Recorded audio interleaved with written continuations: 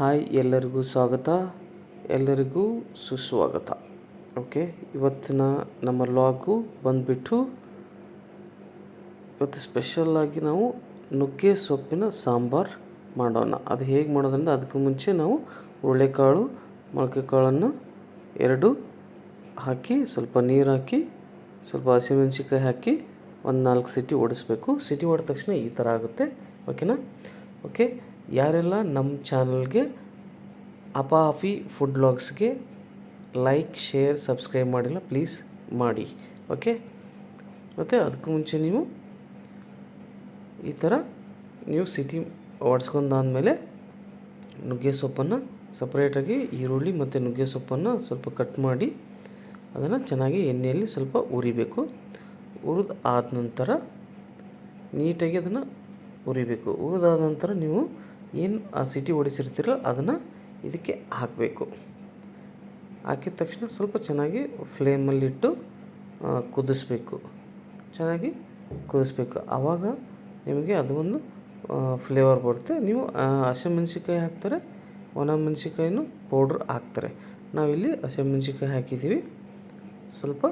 ಓಕೆನಾ? ಅದ್ರದ್ದು ಫ್ಲೇವರ್ ಬರುತ್ತೆ. ಅದ್ರ ಜೊತೆಗೆ ನೀವು ಕೊತ್ತಂಬರಿನೂ ಆ್ಯಡ್ ಮಾಡ್ಬೋದು. ಓಕೆನಾ? ಕೊತ್ತಂಬರಿ ಚೆನ್ನಾಗಿ ಆ್ಯಡ್ ಮಾಡಿದರೆ ಅದ್ರದ್ದು ಫ್ಲೇವರ್ ಚೆನ್ನಾಗಿ ಬರುತ್ತೆ. ಓಕೆನಾ? ಅದ್ರ ಜೊತೆಗೆ ನೀವು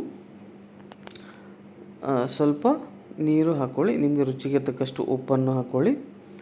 ಅದರ ಜೊತೆಗೆ ಚೆನ್ನಾಗಿ ಬರುತ್ತೆ.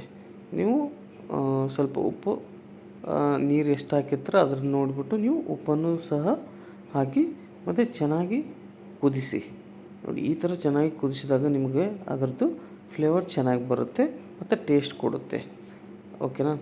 ಮತ್ತು ಮಿನಿಮಮ್ ಆಗಿ ನೀವು ತುಂಬ ಜಾಸ್ತಿ ಸೊಪ್ಪನ್ನು ಹಾಕಬಾರ್ದು, ನುಗ್ಗೆಕಾಯಿ ಸೊಪ್ಪು. ಓಕೆನಾ? ಇದು ಸ್ವಲ್ಪ ಮಿನಿಮಮ್ ನೀವು ಎಷ್ಟು ಬೇಳೆ ಅಥವಾ ಅದನ್ನು ಹಾಕಿರ್ತೀರ ಅದ್ರ ತಕ್ಕಂಗೆ ನೀವು ಅದನ್ನು ಹಾಕಬೇಕು. ಈ ಥರ ಚೆನ್ನಾಗಿ ಕುದಿಸ್ಬೇಕು.